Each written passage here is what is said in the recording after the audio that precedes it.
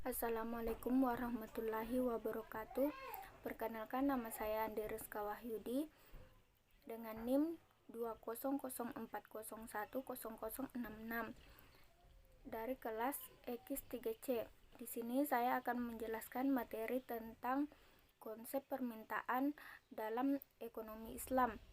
Permintaan secara umum adalah keinginan konsumen dalam membeli suatu barang terhadap berbagai tingkat harga selama periode waktu tertentu, atau berbagai kombinasi tingkat harga dan jumlah yang menunjukkan jumlah suatu barang yang ingin dan dapat dibeli oleh konsumen pada berbagai tingkat harga suatu periode tertentu.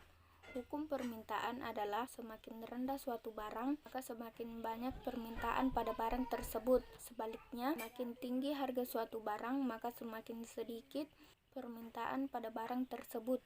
Faktor-faktor yang mempengaruhi permintaan: pertama, harga barang itu sendiri. Kedua, harga barang lain terkait. Ketiga, tingkat pendapatan per kapita. Keempat, selera atau kebiasaan. Kelima, jumlah penduduk. Keenam, perkiraan harga di masa mendatang. Ketujuh, distribusi pendapatan. Kedelapan, usaha produsen meningkatkan penjualan. Batasan individu dan etika dalam konsumsi. Pertama, kendala anggaran.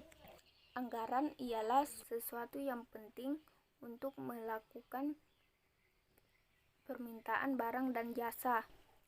Namun, seseorang individu tidak dapat membeli barang dan jasa apabila anggaran yang kita punya tidak mencukupi untuk membeli barang atau jasa yang kita butuhkan dan inginkan. Dalam kata lain, anggaran juga bisa diartikan sebagai uang. Dalam umat Islam, tidak dianjurkan untuk menghabiskan seluruh pendapatannya suatu tempat saja atau belanja terlalu berlebihan.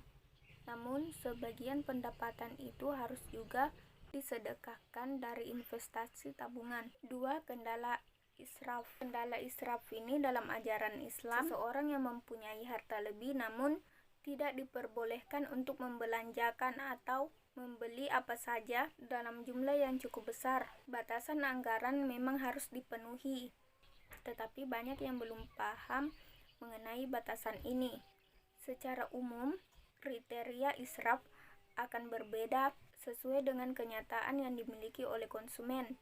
Jadi, semakin kaya seorang konsumen, maka batasan israf ini akan berlebih-lebih dalam membelanjakan harta akan semakin meningkat. Namun, hal tersebut juga memiliki batasan. Untuk terhindar dari israf ini, maka terdapat prinsip yang harus kita pegang, yaitu dalam melakukan konsumsi, setiap barang harus bisa menciptakan kemaslahatan. Yang ketiga, mempertimbangkan kebutuhan orang lain.